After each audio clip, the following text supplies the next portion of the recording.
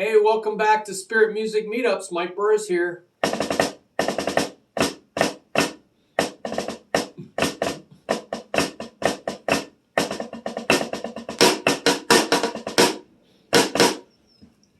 So, hey, we're on part 3 of blog topic number 10 of tongues and interpretation. And we're applying this. So we're just reading 1 or 2 paragraphs, and then we're going to apply it to APS. What is that? APS? We're going to apply that to anointed, prophetic, and spontaneous drumming. APSD. So we are on part 3. Jeremiah 31:34. So you want to watch part 1 and 2 because this is a flowing argument. So Jeremiah 31 verse 34 is new covenant, completely different in kind, unprecedented, shares nothing with what came before it. That's the definition of chadash or kainos in the Greek. So this new covenant, eido, mental seeing to perceive or understand or know God. This is what God says he's going to give to all his actual people, the people of his new covenant. This is not everybody. This is not everybody in Israel. Not all of Israel's Israel. Not of all that are in the institutional Christian church are actually his sheep. But he says he's going to give this special eido mental seeing to perceive or understand knowing of God. And this is exactly what prophetic seeing is. It's the definition of prophetic seeing. So you can go click on these links. You see the links out on the page, but not on the not on this video. You don't see the links. So you have to go out to the page to see all the links. I highly encourage that because there's photos, there's a lot more interesting things out on the page than there is on the videos. The videos are limited. And it is exactly what you see the Old Testament prophets always calling the Israelites toward. Hey, this is what you want. This is where we want to go. This is the kind of knowledge that God cares about. So this is all pushing the people of Israel towards the coming new covenant, which is the way God is going to speak. No longer the other way, but this way. So it's just also very much like Isaiah 28 verse 10, which is quoted like several places in the New Testament. Isaiah 28:10, moving, this is the prophet Isaiah speaking for God, moving them away from this childlike, just childish, it's gibberish, rabbinical teaching method of knowing God. This rabbinical teaching method, as we saw, top down from the greatest to the least, through Moses, through all these Bible writings, so much lost in translation, so much that can be added to in your teaching of it. This is a real problem. And so we see the traditions of the elders over time got so far away. The oral Torah got so far away. The teachings of the rabbis, volumes of these things, so far away from what was written. Who knows what was originally written? You know, go look at Bible info. There's a lot of questions about this. So God's trying to always move his people away from this childish, gibberish, rabbinical method, precept upon precept, line upon line, a little here, a little there. And this is mocking these people. Now, I've seen commentators completely get this upside down. So no discernment, and they don't understand. You got to look at the New Testament quoting these very passages to know that God is mocking. It's not, it's just so ridiculous. God is mocking the rabbinical method of the future even, when the disciples, the apostles of Jesus, right, on the day of Pentecost, are going to pronounce the glory of God in tongues. And this is even being mocked. This is going to be mocked. Anyway, you have to go look at the blog topic number 6 in Tongues to understand all this. I'm not going to go into detail. So suffice it to say, God is mocking the rabbinical method. It is not something that God is holding up as a great standard, expository teaching. I sold books in a Christian bookstore, gospel supplies, to pastors in town that just went on and on and on about how proud they were of expository teaching. And at one time, that's what I was all proud of, because I didn't know any better. I didn't know that this is just a rabbinical method that is failed to reveal or to actually know God. I mean, it's scholarship, but it doesn't know God. Jesus said, I definitely know that you do not know God. So, there's churches and there's even precept or organization online. You can see Precept Ministries, and there's Calvary Chapel, and all these people are very proud of this, but they have never really looked at the origins of rabbinical teaching. That they're just scribes and Pharisees that really missed their Messiah and did not know God. And Isaiah is mocking them, saying you really need to go to what prophets have. That's prophetic ministry. That's what you really are supposed to get. Even Moses said that I would have all of God's people be prophets. Don't knock prophecy. I want them all to be prophets. And so this expository learning about God from Bible writings, very, very inefficient. We've got a malfunction here on my stand. I'm afraid that it's going to fall over. So anyway, always something come up, right? In Acts chapter 2, verse 17 through 19, citing Joel 2:28 and 29, Peter on the first day of Pentecost stands up and he says, Now all of God's doulos, servants and slaves, I'm paraphrasing here, it's 3 verses, but it comes down to God's doulos, slaves, right? His servants, the ones that don't give orders but take orders. They, whether they are men or women, are the ones who have God's Spirit poured out upon them, and they shall indeed prophesy, even by this word horao, meaning seeing with the mind or perceiving inwardly. Hey, this is very close to that word eido, mentally seeing to perceive, understand and know. This is prophetic vision.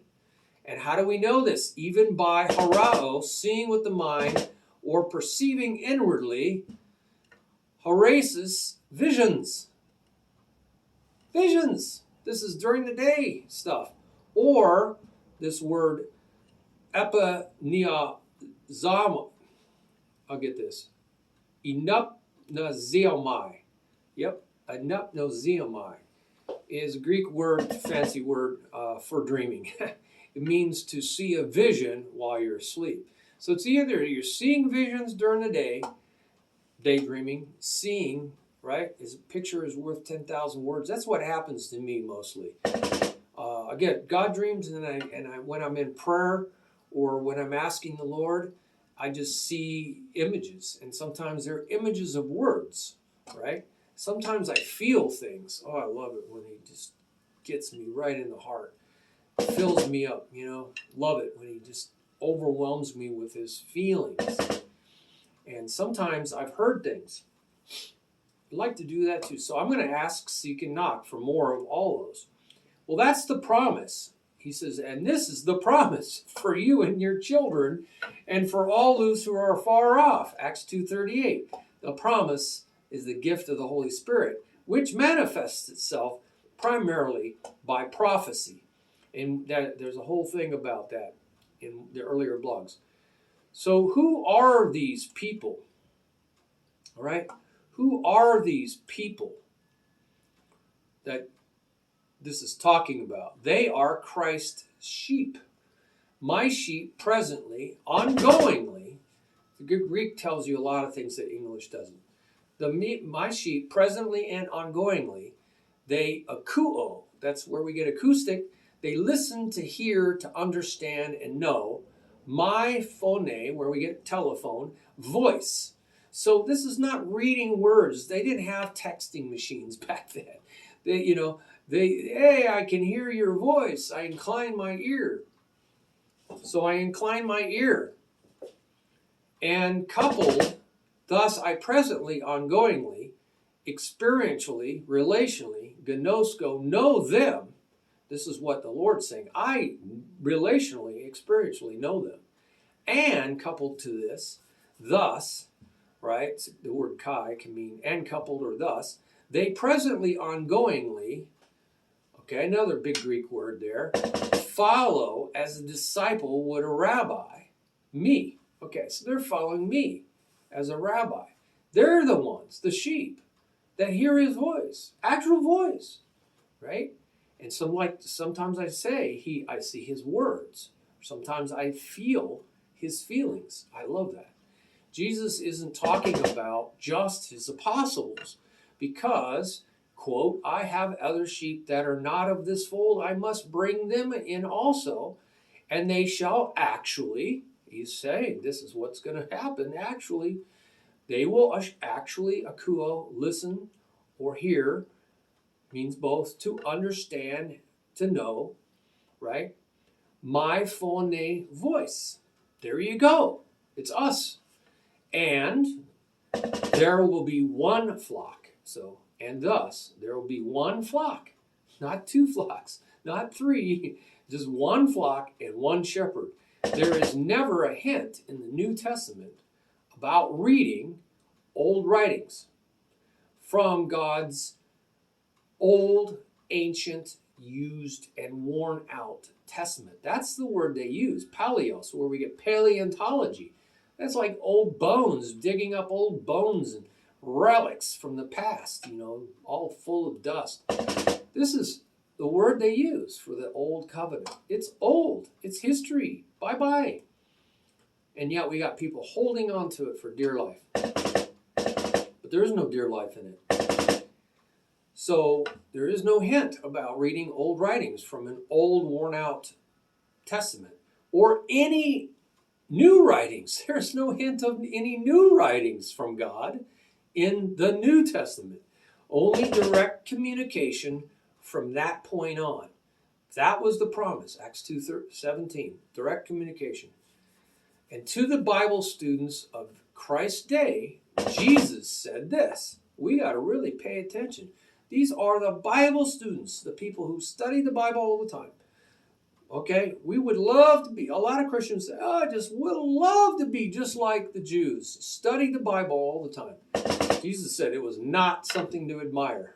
They didn't even know God. They didn't come close to knowing God. He says, the one, this is what he said to them, the one who is out from God, presently, ongoingly, akuo, listens to hear, to understand and know the directly spoken words of God. That's the Rhema. They're not the ones reading. They're not the ones studying. They're the ones hearing. They're the prophets. However, he says, pointing his finger, I wish we could see his body language. However, through the realizing channel of this, what he just spoke of, God's Rhema word, you, he's pointing his finger, absolutely in fact not, absolutely in fact not, presently, ongoingly, listen or hear to understand or know. Because, so he's looking right at them. He says, not you. Those, but not you. Because you presently and ongoingly are absolutely, in fact, not out from God. So Christians are out from God. They come out from God, right? We are born by the Holy Spirit, right? Which is God. We are created as new creations. We are out from God. We come out from God. And so we are going to listen to our shepherd, right? We're the one flock. Not them, not the Bible students, not at all. You know, they were experts of the law. They were experts of a whole Bible. Throw a dart in it, they could tell you everything on that page by memory. And they could debate it endlessly. So we don't want to be like them. And unfortunately, a lot of so-called Christians are in the same boat. They're Bible scholars, Bible experts. They read the Bible every day, study it. I was one of them. I wrote so many notes, pages and pages, filled up notebooks. I had to throw them all away because I went to 5 Bible colleges. So instead of Bible writings, this is what the New Testament says. Now Christians are the epistle letters. You know, the handwriting of God? We saw the handwriting of God on the stone tablets. Then Moses broke them. And then Moses had to create the stone tablets. Wow. So who knows if, I think they say that they saved the broken tablets and that they're in the covenant, the Ark of the Covenant. So there's only one thing with the handwriting of God. That's the epistles. Right? Only one thing. And it's broken. But it says we are now the epistles or letters from Christ. Personally from the King of Kings, Christ. Christ. Written, absolutely, Christ is a title, right? It means the anointed one, the Messiah, the King of Kings, the Lord of Lords, the anointed one, made ruler of all. Absolutely, he says, the epistle letters from Christ, written, here we go, this is clear as day in Greek, absolutely, in fact, not with ink. Not with ink. In other words, all those handwritings of Moses that turned out to be scriptures that got copied a zillion times, and who knows how, because that was 3,500 years ago. Okay, absolutely, in fact, not with ink, but instead, big word there, but instead with the Spirit of the living God. Why did they stress of the living God? Not 3,500 years ago. Now. Absolutely, in fact, not on tablets of stone. Why did he mention that? That's the 10 Commandments. Not the original ones that got broken. That was the handwriting of God. Not on tablets of stone, but on tablets of human hearts. And there's verses for all this. All right? And it was prophesied in the Old Covenant. That's the way it was going to turn out. The promise of the Old Testament, all right, in the Old Testament, is not to keep using paleos, old, ancient, used, worn out writings, right, that made nothing perfect. It says that. It made nothing perfect. A lot of work to make nothing perfect. And they were found flawed or faulted, thus requiring a second covenant. No, that was not the promise. The promise was a chadash kainos, Hebrew, Greek, completely different in kind, new spirit. Not new in time, kind, unprecedented, unused, fresh, never before used, unprecedented, worthy of a patent. This is first of a kind. Spirit I will put within them. No longer upon them. I mean in them. That they may, this is the enabling part, walk or live in my enacted statutes. That's the word. It's a special word. What I've enacted, my statutes that I've enacted, they will walk and live in them. And coupled to this, vigilantly observe as a military guard would to protect. So this is so valuable, these things that he's going to say to us, that we are going to, militarily guard to protect them. My judicially approved righteous acts. Right? So we're going to guard his judicially approved. This is like in a court of law. He's creating these for us, and they're legal. They're legally created. He creates them in the court, right? Courtroom, and he's giving them to us. And this is how important they are. They're righteous acts. And also, he's linking all these together. Do them.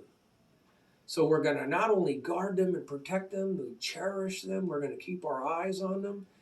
And these things that he's created in the court, and they're enacted statutes, these are really important things. And also to do them, right?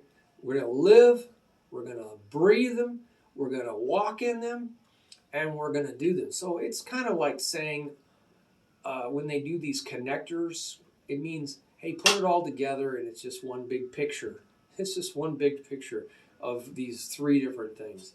So now we're going to apply APS, what we just learned here. Okay? Let's 21 minutes. Boy, this time goes by fast, doesn't it? So we want to eido see, we want to horao have vision, we want to see eido, we want to have horao vision, we want to see. We want to be his servants and his slaves. That means we ask, what do you want? And we do it. Right? We don't tell him, we ask him. We're not going to learn by precept upon precept. There was a lot of precept here, line upon line, right? Because that's the problem about reading and study. It's line after line and precept upon precept. That means idea after idea, expository, building. So it's important to lay it out in writing, but that's not the way God wants to teach. He wants to go way beyond this writing, okay? All this writing has its place, but it has a limited place. My sheep hear my voice, and I know them personally, and they are going to follow me. And we're part of that other flock, that sheep, that flock, and we're going to have him as our shepherd. We're not following old dusty letters. We're following brand new voice. It's always in the present moment, directly spoken Rhema words of God, and because we are out from him. Christians are out from him. I was born again. I distinctly remember the day I got water baptized. I had the Spirit come in me. I know that for sure. I experienced it. I don't have to guess. September 28, 1980. So if you have to guess and wonder, maybe you haven't looked at the salvation page. It's very clearly laid out. There's no guesswork.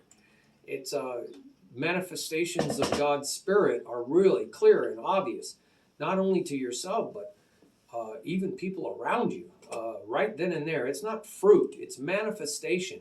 There's a difference between the Lord working in your life over a long period of time and that happening in your life. That's sanctification. But the manifestations of the Holy Spirit coming in you and upon you and over you, that's always clearly laid out in Scriptures, and the New Testament writings. So we are the letters, no longer by pen and ink, but the Holy Spirit writing his ways on our life. Okay, so now, with all that in mind, let's apply this to being anointed, prophetic, and spontaneous drummers. I've got my pad here. So we have to be with the Lord. He is our shepherd, and we are his sheep. Sometimes I just go on a walk with him, like the sheep. As soon as I said that, I love the pictures the Lord puts in my mind. We are his sheep, and he's our shepherd. And sometimes he just leads us out for a nice walk. So I'm just having a nice triplet, whatever it is. You could just do single strokes. I'm just going for a walk not trying to perform, not really thinking in my head. I'm going out for a walk in some beautiful, I'm seeing in my mind, I'm just seeing this as I hope you can do this. You can see pictures in your mind. So I'm looking away from you because I often kind of stare past my drums here. And I was seeing beautiful green grass. I love beautiful green grass. Soft, and it was nice and cool, like in the summer. It's hot outside. And I'm feeling this nice, cool, almost wet. I don't like wet grass. It wasn't wet. It's just kind of cool. It's like cold grass. And it's tender green grass. Maybe this is Psalms 23. He leads me out in the pastures of tender green grass. But that's what I saw when I said sheep and shepherd. And we just love being together. I love sheep. I've seen flocks of sheep. They're so tender and gentle creatures. Their wool is really neat. It's kind of weird when they get sheared, though. They look so skinny. But we're those sheep. And we love just hanging out with the shepherd. They really do. And the shepherd loves hanging out with the sheep. So I'm just walking out there in the pasture with the shepherd. And a lot of times fellowship is a relationship. It's like being with your girlfriend. You just like being with them. Just walking around. You don't even have to say anything.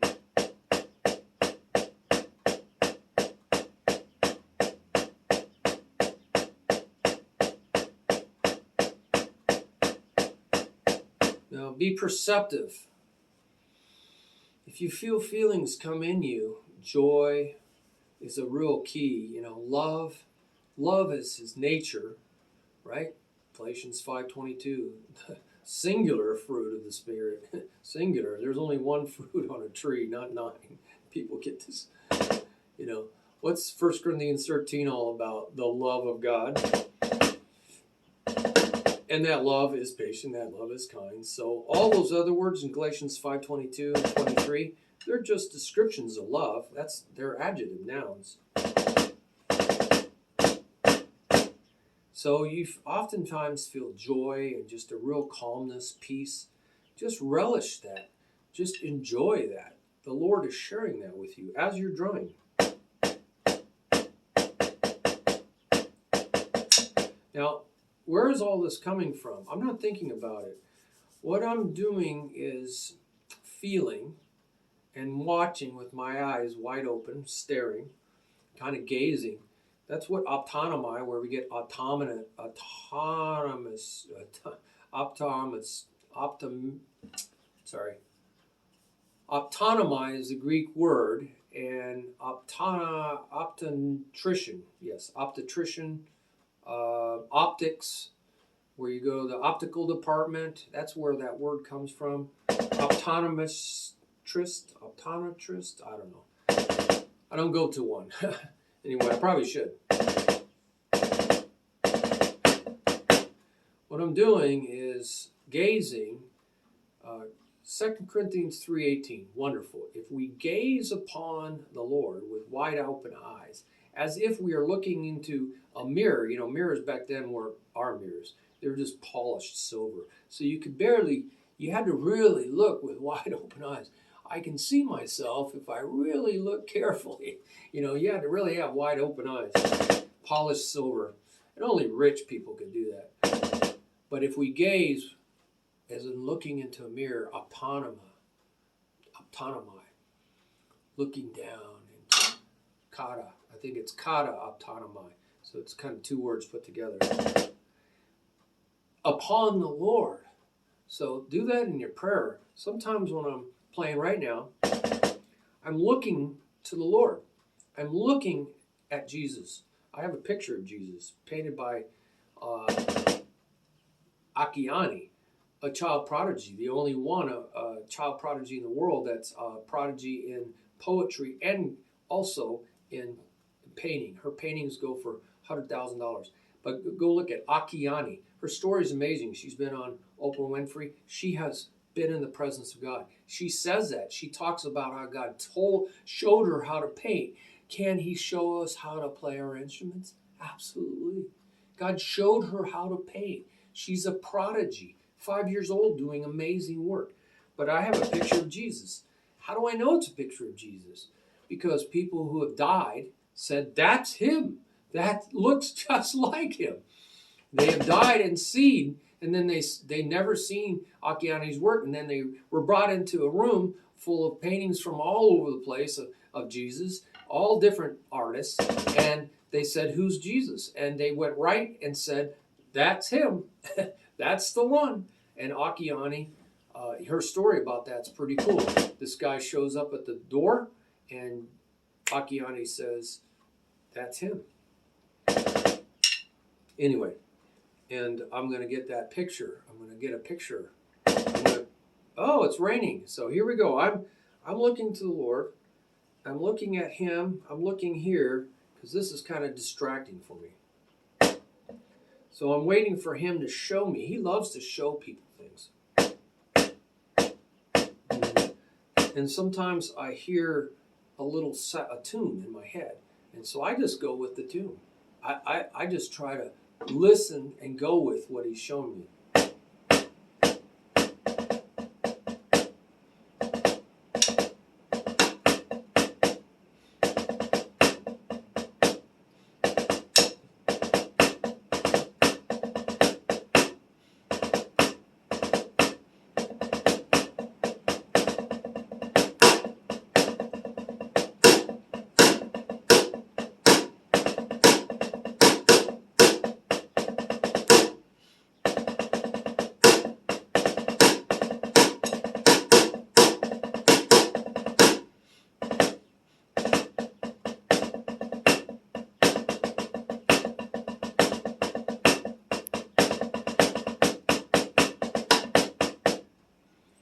So it's okay to make mistakes.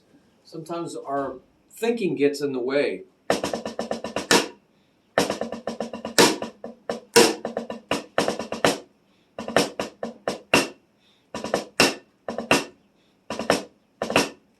So I hope that gives you some ideas of how you can just focus on the Lord and just let him show you, help you hear, so that you are hearing his Rhema voice, his Rhema words. You are his sheep, and you're having a relationship while you're learning drums. Isn't that cool?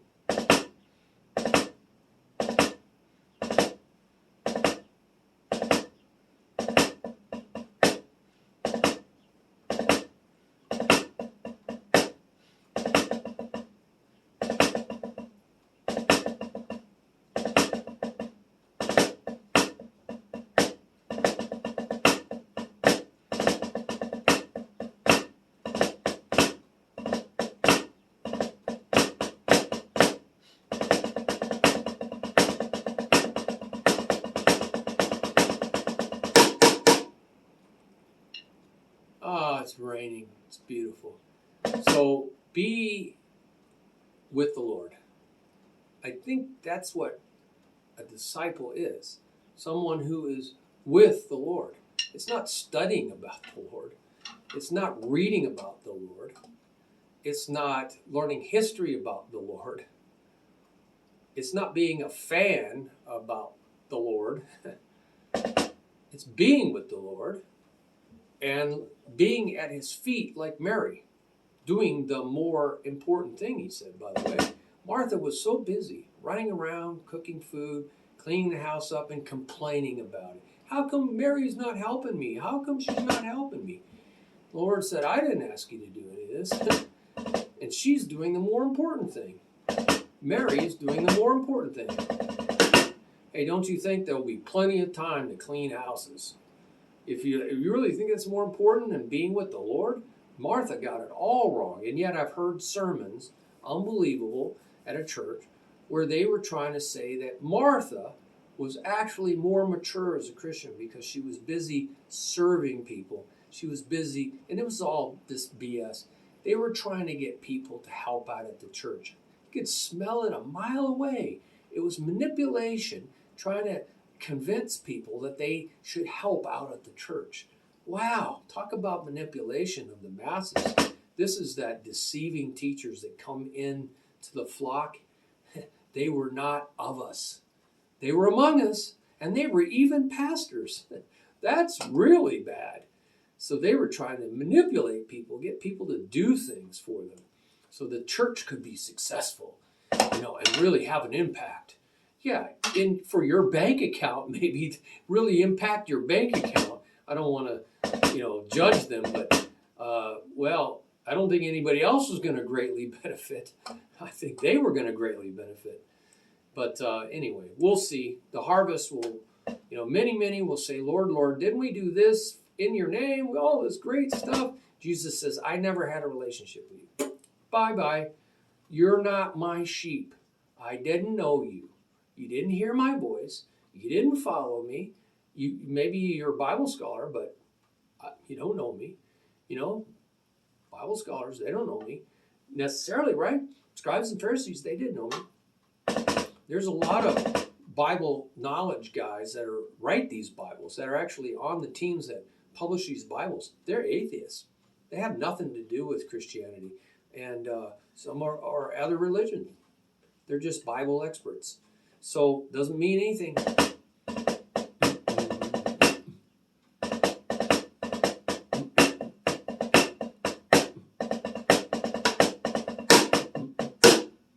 So we got to be with the Lord. Got to be a sheep.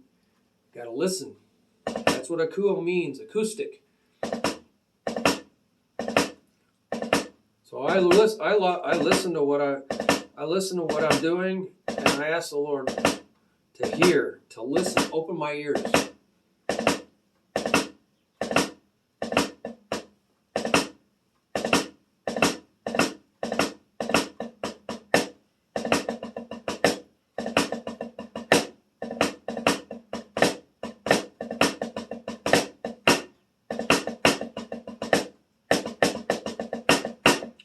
Experiment a lot. Little children experiment a lot. And that experimenting, that curiosity about the world. They just play around with things. And the Lord teaches them as they're playing. Get it? They're playing. They're not working. They're playing.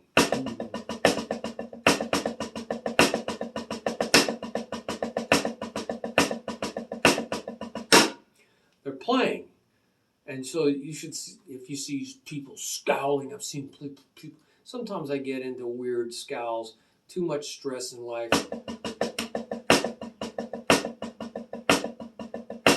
I should feel joy, right? And that somehow is supposed to come out on your face, right? If you're feeling joy, don't you?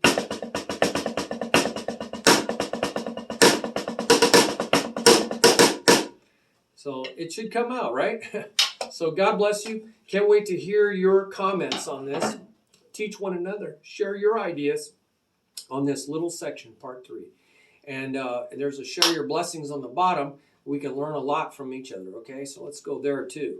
And hit subscribe, like it, and send it out to people, because we got to keep learning how to do this better together. We're going to do this together. We're on a journey together. It's not a one-man show. That's not the way it works in the New Covenant. I know that's a lot of it's turned out to be, but it's not the model that was given to us. God bless you. Bye-bye.